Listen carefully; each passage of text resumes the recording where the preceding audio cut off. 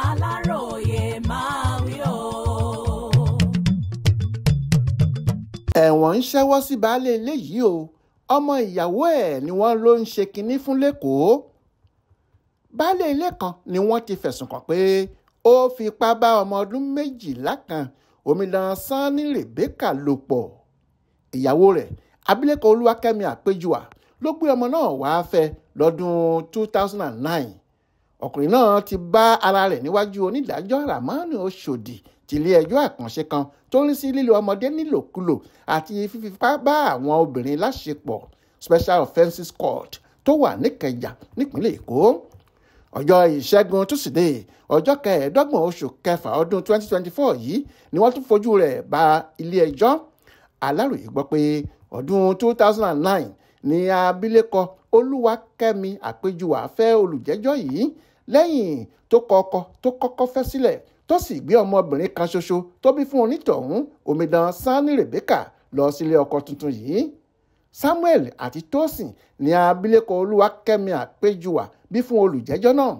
ṣùgbọ́n gbogbo nǹkan dàrú pátápátá láàrin àwọn tọkọtaya ọ̀hún lẹ́yìn tí Rebecca fẹ̀sùn ìfipábánilòpọ̀ kan ọkọ ìyá ẹ̀ nílé tí wọ́n jọ ń gbé lágbègbè Sàlàwẹ̀ ní Ìkòsí Kétu níjọba ìbílẹ̀ ìdàgbàsókè Ìkòsí Ìṣẹ̀rí. ṣùgbọ́n ìyá ọmọ náà ti ṣàlàyé báyìí ṣá o pé kò sóhun tó jọ pé ọkọ òun bá ọmọ náà sùn gẹ́gẹ́ bó ṣe sọ nígbà tó ń rojọ́ níwájú onídàájọ́ Oṣòdì lọ́jọ́ 25 oṣù kẹfà ọdún yìí. Abilékọ Olúwakẹ́mi Àpéjùwà tọmọ rẹ̀ fẹ̀sùn kan ọkọ rẹ̀ sọ pé olúwa mi àbámọ̀ ńlá gbáà nìṣẹ̀lẹ̀ ọ̀hún jẹ́ fún mi o. lẹ́yìn tí mo kọ bàbá Rebecca sílẹ̀ tán ni mo lọ fẹ́ ọkọ tí ọmọ mi parọ́ mọ́ yìí. mo ti bímọ 2 fún un. lọ́dún 2019 tí mo délé láti ibi tí mo lọ ni ọmọ mi sọ fún mi pé bàbá àwọn ọmọ mi fẹ́ fipá bá òun sùn. inú bí mi gidi gan ni lọ́jọ́ náà. mi ò sì fẹ́ gbọ́ àlàyé kankan láti ọ̀dọ̀ ọkọ mi. àwọn kan ládùúgbò tá a jọ ń gbé ló gbà mí nímọ̀ràn pé kí n yá sáré lọ fọ̀rọ̀ ọ̀hún tó àwọn ọlọ́pàá Kétu létí. mo sì lọ sọ̀rọ̀ náà fún wọn. àwọn ọlọ́pàá ránṣẹ́ pé àwọn agbófinró ní kí n tọwọ́ bọ̀wé kan tí wọ́n bá mi kọ. mi ò mọ nǹkan tí wọ́n kọ síbẹ̀. bẹ́ẹ̀ ni wọn kò kà á sí mi létí rárá lọ́jọ́ náà. mi ò fìgbà kankan sọ pé ọkọ mi fipá bọ́mọ mi sùn o. mo ní ọmọ mi ló ní wọ́n fẹ́ fipá bá òun sùn ni.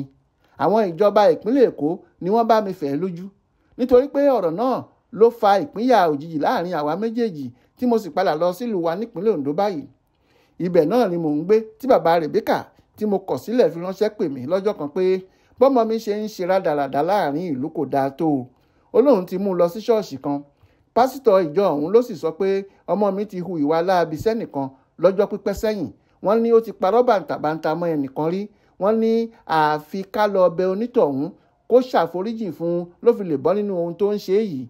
ìdí rèé tá a ṣe wá sílé ẹjọ́ pé kí wọ́n jọ̀wọ́ ọkọ mi sílẹ̀ fún wa. kò mọwọ́ mẹsẹ̀ nínú ẹ̀sùn tó gbé lé àtìmọ́lé náà. ọmọ mi ti jẹ́wọ́ pé nítorí tóun fẹ́ padà sọ́dọ̀ bàbá òun nípínlẹ̀ Ondo ló ń ṣe parọ́ mọ́ pé ó fẹ́ fipá bá òun sùn. àmọ́ o agbèfọ́ba tó jẹ́ olùpẹ̀jọ́ abilékọ ID Ṣọ́láàrin tó fojú olùjẹ́jọ́ balẹ̀-ẹjọ́ tako atótónu Àpéjùwà ó ní ọ̀rọ̀ rẹ̀ ti lọ́wọ́ kan àbòsí nínú ni.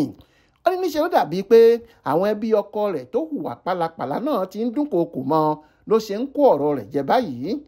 ó ní olúwa mi kò sóòótọ́ nínú ọ̀rọ̀ tí abilékọ Olúwakẹ́mi Àpéjùwà sọ nílé ẹjọ́ yìí rárá o. irọ́ gbu ló ń pa.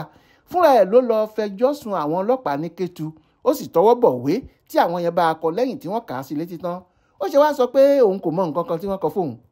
àwọn ẹbí ọkọ ẹ̀ tí wọ́n ń dúnkookò mọ́ ló ṣe kúkú parọ́ pé ọkọ òun kò fipá bá ọmọ náà sùn. adájọ́ ilé ẹjọ́ ọ̀hún ti sún ìgbẹ́jọ́ síwájú di ọjọ́ 11 oṣù 11 ọdún 2024 yìí. Adéwálé Adéoyè ló ṣàkójọpọ̀ ìròyìn ọ̀hún fún Aláròyé online television.